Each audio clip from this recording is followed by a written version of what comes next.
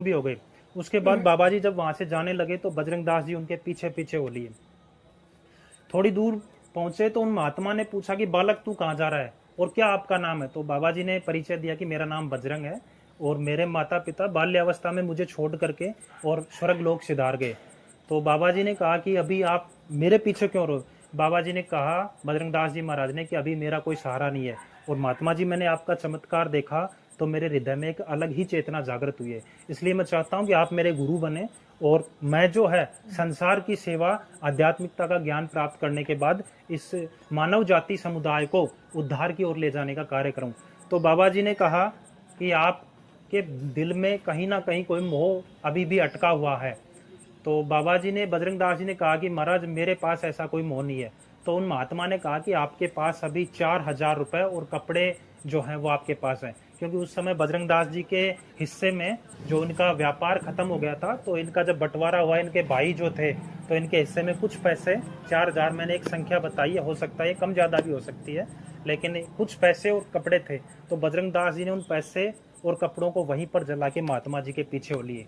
बाबा बजरंग दास जी ने महात्मा जी से आध्यात्मिकता के क्षेत्र में काफी ज्ञान प्राप्त किया और उसके बाद बाबा बजरंग दास जी ने जयपुर में कौशल्या दास जी की बगीची है, वहां पर आकर के ज्ञान प्राप्त करना प्रारंभ किया।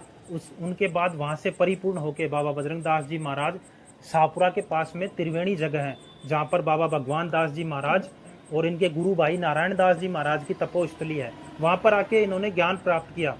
उसके बाद में बजरंग दास जी महाराज वहां से भाकरी गांव जो है करौली से 5 या 7 किलोमीटर की दूरी पर है, वहां पधारे। तत्पश्चात महात्मा जी ने करौली गांव में आए और करौली गांव में आने के बाद, करौली गांव जो है अरावली पर्वत की तलहटी में बसा हुआ है और यहाँ पर राजपूत बाहुल्य जो है, बाकी तो सभी वर्ग और सभी जातियों के लोग हैं, लेकिन राजपूत समाज की बाहुल्यता कुछ ज्यादा है।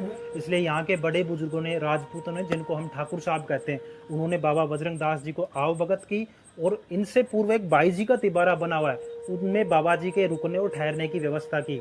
यहाँ के बहुत सारे लोगों ने बाबा जी को आटा और जो भी भोजन संबंधित सामग्री थी वो यहीं पर, उस समय घड़े का जो सिस्टम था, तो घड़े में इनके जरूरत का सामान डाल के बाबा जी के पास रख देते। बाबा जी ने तपस्या की, दिन दुगनी रात चौगनी बाबा जी परमपिता परमात्मा की उस भक्ति में इतने लीन रहते थे कि बाबा जी आध्यात्मिकता के क्षेत्र में बढ़ते हुए ही जा रहे थे। फिर बाबा जी ने सोचा कि मैं पंचधूनी तपूं। बाबा जी ने पंचधूनी तपने का कार्यक्रम किया, लोगों से बात को अवगत कराया, लोगों ने चंदा भी दिया और कहा जाता है कि प्रथम भंडारे के रूप में बाबा जी ने मोहन